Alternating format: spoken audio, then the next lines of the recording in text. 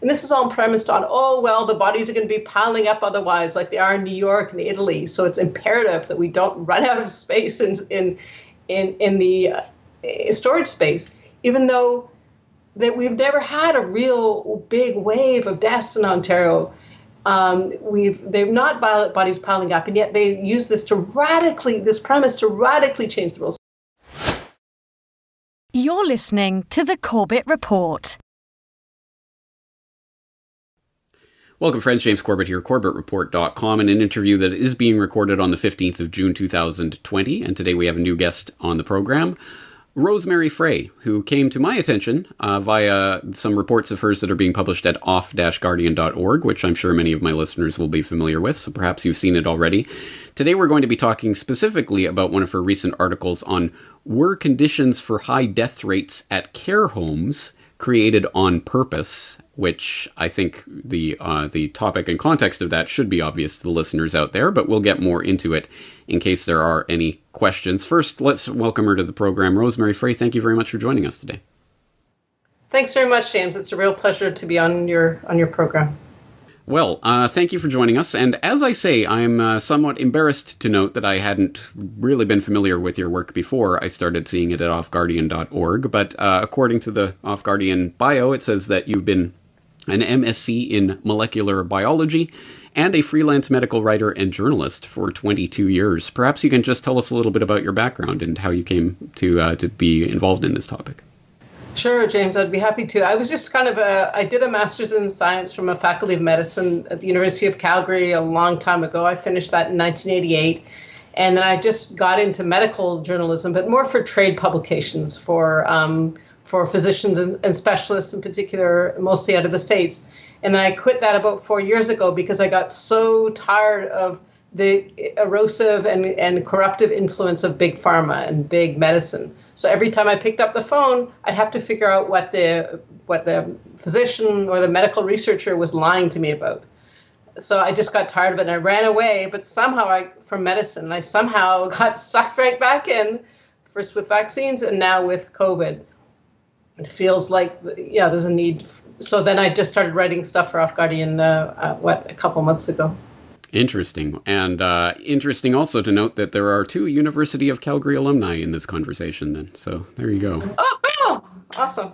There you go. Small world. All right. Well, let's get past our University of Calgary programming and into some real conversation about important topics. So, as I say, today I want to talk specifically about this article, Were Conditions for High Death Rates at Care Homes Created on Purpose? And in this case, you're talking specifically about the conditions created in Ontario, but obviously they do pertain, I think, broadly to a lot of the same conditions that were created around North America and in Europe, including in the UK.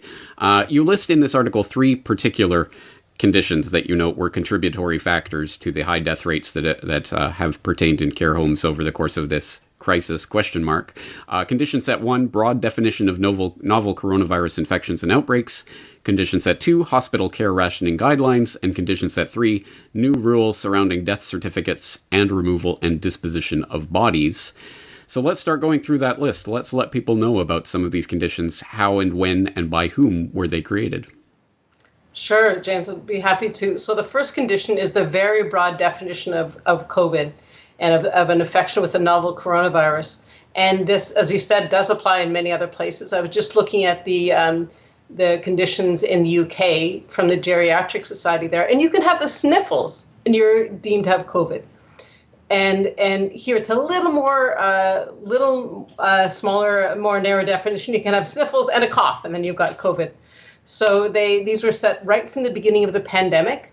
At least in Ontario, they said that anybody, if in a long-term care home specifically, or in a congregate setting for seniors, one person could have one symptom, and then the whole long-term care home would be deemed to be an outbreak, and anybody else who got any sort of symptom was deemed to have COVID. So that means they've just opened up the door to an outbreak. Anybody who has any symptom is deemed to have COVID. So if they die, they're therefore also deemed to have COVID. And what we usually should see, though, is a narrowing of the definition. So you can really be sure these people had that condition. So And how does that play into the hospital care rationing guidelines and how they've been adjusted? Right. That's the next guideline. The next part is that there were, starting around the middle of March, there were new triaging guidelines put out saying, okay, we're in a pandemic, so we have to ration care, and this is how you should do it. And there were ones that came out of the NICE, out of the UK, which is the body that sets clinical guidelines for different things. And there was one from the New England Journal of Medicine, et cetera. And each one said that one of the main criteria for determining who should get care is age. And this is new. I noted in my article before it wasn't age. It was just, there are different, age wasn't a factor at all. It was different parameters in terms of, ethics, et cetera. And now each one of them says, well, older people won't have as many years to live if we save their lives through treatment for COVID. So we have to put more of a priority on the younger people. And one of the so that's okay. So older people don't deserve treatment from COVID, or less just prima facie, just because they don't deserve treatment as much as younger people. And also the federal Canadian guidelines that came out on April 17th said that not only do you privilege treatment of younger people, but people in long-term care homes should not be transferred to hospital if they get COVID. So they're kind of shutting the door for old people, and then saying, we're not going to transfer you to hospital. So that's a red flag. Absolutely. Absolutely incredible. And I want to get more into that. But first, let's finish squaring the circle here. Condition set 3, new rules surrounding death certificates and removal and disposition of bodies, which again has taken place in a number of places, but also there in Ontario. Yes. Yeah. I found out about the conditions in Ontario. I didn't even know about them. I haven't seen them anywhere in the media except my article in any sort of detail. But I was trying to find out how our deaths from COVID registered in Ontario, like in the government registry of deaths. It wasn't clear. Are they being registered or are they not? So I managed to reach Dr. Dirk Huyer, Huyer, who's the chief coroner for Ontario, and I had a little chat with him about things. And he mentioned, we have, I don't know how this came about in our conversation. It was April 20th. He said, well, we have new rules that we put into place. I put them in place on April 8th with the Bereavement Association of Ontario, which is the self-regulatory body that looks after funeral homes and burial and transportation of bodies as well. So we put new rules in place on April 8th. Then we had webinars for everybody in the industry, well, at least the managers, on April, right after that, like a couple of days later on the Easter long weekend. And these rules are just, when I looked at them, they're not, you can't find them on the Chief Coroner's website. You can only find them on the website of the BAO, the Bereavement Authority of Ontario. They change everything. If somebody dies now in a long-term care home or in a hospital, the bodies are whisked away right away. So if you die in a hospital, this is in Ontario, but they're taken away. The body has to be removed from the facility in an hour. Long-term care home within 3 hours. And this is all premised on, the bodies are going to be piling up otherwise, like they are in New York and Italy. So it's imperative that we don't run out of space in the storage space, even though that we've never had a real big wave of deaths in Ontario. They've not bodies piling up, and yet they use this premise to radically change the rules. So bodies are taken away right away. And then they are the death certificates are no longer done by people who are actually caring for the patients. So they're now done by the Office of the Chief Coroner of Ontario. And the people in his office never see the people, before they're, when they're not treating them. They don't see them before or after death, except in very extenuating or unusual circumstances. And they do the death certificates. And the other thing is then right away after they take it to the funeral homes, they do what they call dispose of the bodies, so to burial or to cremation right away. So there's no time. How do you examine the death scene if you're whipping the body out right away? And how do you do a post-mortem? It's just, there's a big void there. And it even says in the PowerPoint presentation that Dr. Huyer gave over those 3 days right after he issued the rules, He even says, well, what if there's going to be a coroner's investigation? Do you leave the body where the person died? No, you take it away. But that's kind of a basic premise of if there's going to be an investigation, you should at least see where the body was. And if there's any, it just blows me away. Yeah, so it's radically changed. It is incredible, and it should give anyone, even the most credulous, pause for thought about these incredibly important guidelines and rules being changed in the middle of a situation like this that completely drastically alter the way that this type of the data even about this would be processed, and the numbers will change as a result of the changes that are being made to these guidelines. That should give anyone pause for thought. But as I understand, you've also even uncovered information about Dr. Heyer and his hypocrisy about the need, for example, to actually examine a physical body. Yes, I have. When I was prepping for your interview, talking to you today, I went back, I just did a little search on Dr. Heyer. And it turns out he gave an affidavit or a sworn testimony 2 years ago on July 3rd, 2018, to the Wetlaufer inquiry, which is a fairly serious inquiry about the circumstances surrounding deaths of people who were killed essentially by a nurse, Elizabeth Wetlaufer, in southwestern Ontario. She killed, I don't know, at least she was the biggest serial murderer in long-term care in the history of the province. So I think she had 8 or 10 victims, either killed them or seriously injured them. And so there was a whole inquiry, and that's another reason this is alarming, because just this Wetlaufer inquiry was 2 years ago. They issued the new recommendations last year for a lot more transparency around how people in long-term care are, how they're cared for, and also around how their deaths are recorded, so you can find any foul play. And yet here we are now. Dr. Heyer has changed these rules, so there's a lot less transparency. And here he is also. So in the affidavit he gave, he said a couple of things. He said that he gives how it's really important, if you're investigating the death, to look at the scene of where the person died, or to examine the death in situ, in the place where it died, just to see.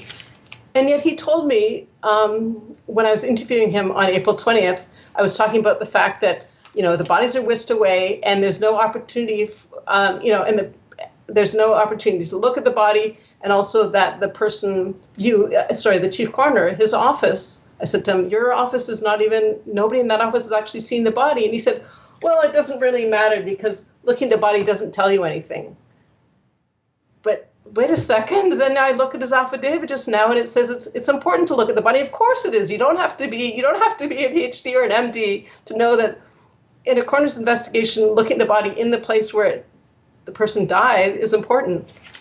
Another really revelatory thing in his thing that jumped out at me, looking at his 51-page, the part of the affidavit that has his testimonies, he's talking about how there's presently, this is 2 years ago, there's no way right now to find a signal of whether there were more deaths in a particular care home or in a particular region. There's just no way. And he says we really need to have some systematized data collection so we can analyze the data and look for those signals, because it's a needle in a haystack. And by the way, Wetlaufer her crimes are only detected because she confessed. Otherwise, it would have gone undetected.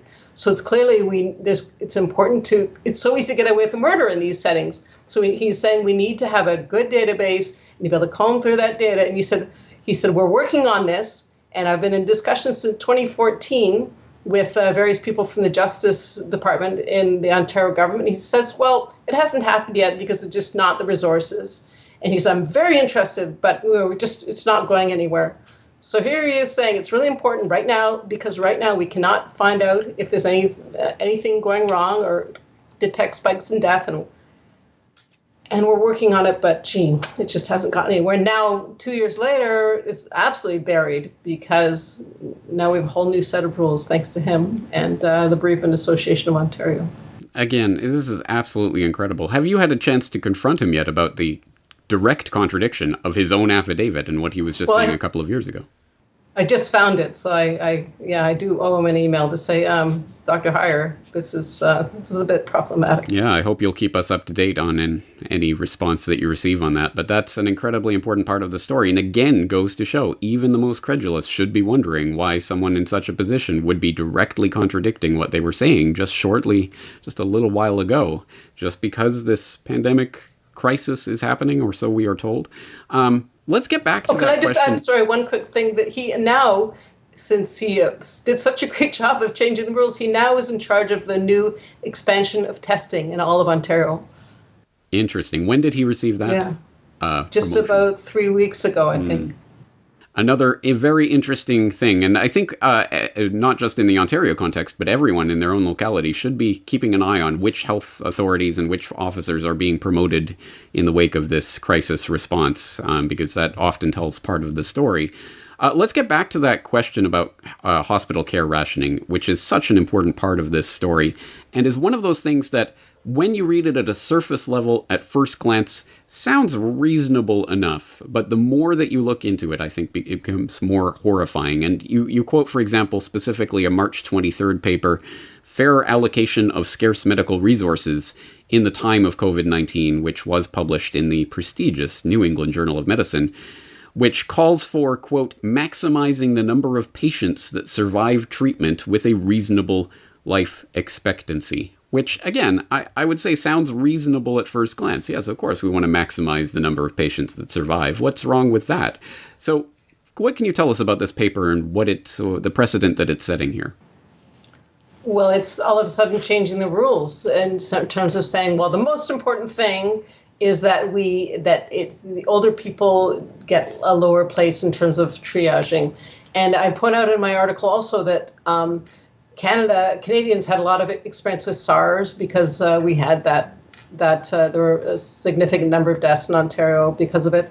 And there were people from Toronto who had direct experience with SARS, which of course is ostensibly at least a cousin of the novel coronavirus, who wrote triaging guidelines, or at least an ethical framework for how to triage during a pandemic. This was in 2006. They didn't mention age at all. And here we are, 14 years later, every single set of guidelines, including this really important New England Journal of Medicine paper, say, well, age is an important criterion. And this is what's interesting. So this paper is really important and also the Journal of the American Medical Association, which is the official organ, I would say, of the American Medical Association, says the same thing. It's age. So they're all stepping in line. And then the Canadian Medical Association said, oh, we don't have time to put our own guidelines together, so we'll just use this one for the New England Journal of Medicine. To me, that's astonishing. When I was a medical writer and journalist, I did some work helping one particular organization, the Canadian Thoracic Society, which does chest infections and stuff. I helped them put together guidelines. There's a whole big set of organizations for every single specialty for creating guidelines. Yet, we don't have time to put together this. And also, Canada had a lot of experience with SARS, so we had a lot of this background, and yet, we can't do it. And so they said we have to go with the recommendations from the New England Journal of Medicine. And interesting, the lead author of the New England Journal paper is the brother of Rahm Emanuel, who's a deep Democratic operative. Obama's chief of staff, mayor of Chicago. I did an entire report on Rahm Emanuel, but in fact, very attentive Corbett Report listeners will know that I did several years ago a report on bioethics and eugenics, the ugly truth, in which I specifically talked about Ezekiel Emanuel. I am very familiar with him. So when I saw that name pop up in your report, I thought, very interesting. And I think there's a lot we could dig up there that would be worth looking into. But as you say, I'm not surprised by very much at this point, but I was genuinely surprised reading through your article when you pointed out that the Canadian Medical Association came out and said, we don't have time. We're just going to accept the New England Journal of this paper and all of its recommendations. We'll just go with that. That really was quite startling that they, maybe not that they would do it, but that they would come out and say, we're just going to go with the New England Journal of Medicine on this one. We don't need to research it ourselves. We don't need to think about it. Again, speaks to something very profound that's happening here, very important. And I think the real question here, not so much that it is being done or how it is being done, but really why is this being done? There is clearly an agenda towards this that, as I say, is not just happening in Ontario, but you've obviously documented that extremely well in this study. But as I say, it's happening in the UK, it's happening in North America generally. Why is this taking place? What I posit in my article, James, is that's because it saves the government money. Assuming government is amoral, many of us would say a lot of them are immoral, but let's say they're amoral. They don't have particularly, ethics aren't that important to them, but because old people are expensive. I mean, that's the later stage of life when you're in a care home, for example. You take a lot of care. You're expensive, and you really don't contribute that much to the tax base. And some people I tell this to that saying, oh, they're doing it. There is an economic motive. They can't believe it. But there's lots of, I think even the World Economic Forum, they've produced papers saying, there are, old people are expensive. They don't say, therefore, we should cull the elderly population. They're not going to be that bald, but they are certainly, governments are struggling to not have their deficits and their debts rise too high. So this is one way to reduce costs. I think that's an obviously identifiable concern here, and certainly that does line up. But I think there are other things at play. And you did mention in your introduction that one of the things that you found in your time as a reporter on these issues was that there was always some sort of big pharma involvement, and what's the angle or the take of this particular doctor? How are they going to lie to me? And in fact, when digging up some material for our conversation, I noticed that you had testified to the Toronto Board of Health last year about addressing vaccine hesitancy, which of course is framed, that entire debate is framed as anyone who has any questions about any vaccine safety or efficacy is a loony and should not be taken seriously, and how do we address this? Whereas you yourself and other people who were addressing the Toronto Board of Health made very important points, and I will put the link in so people can go and watch your testimony. I think it's important, but important points about how this is obviously there is a bottom line for Big Pharma in helping to push this agenda.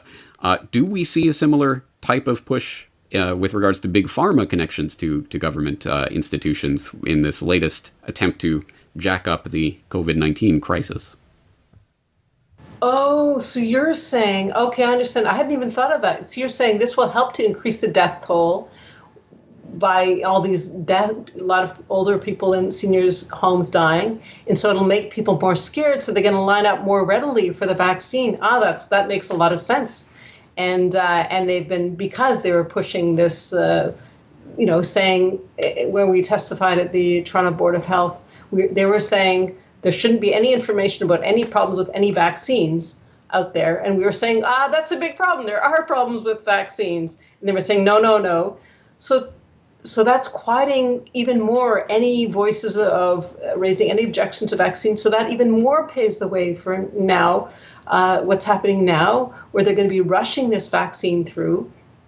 And people don't really, there won't be much. If there is no sense of crisis, vaccines. There's no reason for the public to be lining up to take their shots, and no reason for governments to be spending billions upon billions upon billions of dollars to make sure every person is vaccinated. So I think the crisis has to be magnified as much as possible, which is why I'm particularly intrigued about the Big Pharma connections of many of the players here. And you raise, specifically in your article, you raise the interesting point about Ezekiel Emanuel, who is a bioethicist and senior fellow at the Center for American Progress. And you note the center is secretive about its funders, but according to a 2011 investigation in The Nation, its supporters included dozens of giant corporations ranging from Boeing to Walmart. And today retired General Wesley Clark and Executive VP of global investment firm Blackstone, Henry James, are among the organization's trustees, advisory board members. So there's clearly some sort of corporate connections here that should at least be explored. And as I say, there's quite an obvious incentive for Big Pharma to make sure that any crisis is taken to the maximum level to justify the spending of the money on the vaccines. I think that is an incredibly important part of this story. Yeah, this definitely. And when we as taxpayers are the ones who pay for these vaccines, so the door is wide open for huge amounts of money to be just pumped into our arms. Drugs pumped into us to benefit the bottom line of Big Pharma without really any checks and balances anymore. Absolutely. Well, as I say, this is a very thorough article. There are lots of references. I hope people will read through it. But as I say, this is specifically honing in on Ontario, but applies to a lot of the same types of changes that have been taking place in the United States and elsewhere. And as I say, seems to be coordinated. Now, moving on from this point, obviously, this is a important chunk of the puzzle that we've just lived through or are still continuing to live through. What are you researching now? What other threads on this are you pulling at the moment in your reporting? Well, I with somebody, another person called Amory Devereaux, just did a piece, I think a few days ago for Off Guardian, talking about how something called the Cox postulates, which are sets of conditions that have to be fulfilled for a particular pathogen to be shown to be the direct cause of a particular disease. And in this case, we were talking about how the Cox postulates have never been fulfilled for the combination of this novel coronavirus and COVID. And in fact, the virus itself has never really been proven to exist because they don't fulfill these postulates. An important part of the story. So I will absolutely include the article that you wrote in the show notes for this so people can check that out. Will Off Guardian be the place that people should be going to follow your work, or do you have a website in particular? Most of my stuff at this point has been on Off Guardian. I also have a Twitter handle at Rosemary Frei TO. Okay, we'll include that as well. All right. Well, as I say, I will direct people to this article that we're discussing today. A lot of information in it. Is there anything that we didn't cover today that you wanted to stress? No, I think we covered a lot, but I think the more people who can look into this, I'm just, one person with the occasional collaborator. There's lots there. Just in prepping for your interview with you today, I found this testimony from Dr. Heyer. So I think, sure, the more eyeballs that can look at this, the better. Absolutely. And again, everyone can apply this in their own particular context. As I say, this is happening in many different regions. So wherever you are, you should be doing this as well and looking at such things as testimony of these officials previous. Are they contradicting themselves? Who's getting the promotions now? What connections, what kind of big pharma connections do these people have? All of these things are relevant and should be dug up. So hats off to you for modeling how to do that. We'll direct people once again to this article, and I think we'll wrap up the conversation for today. Rosemary Frei, thank you very much for joining us today. Thanks a ton, James. My pleasure. It's great.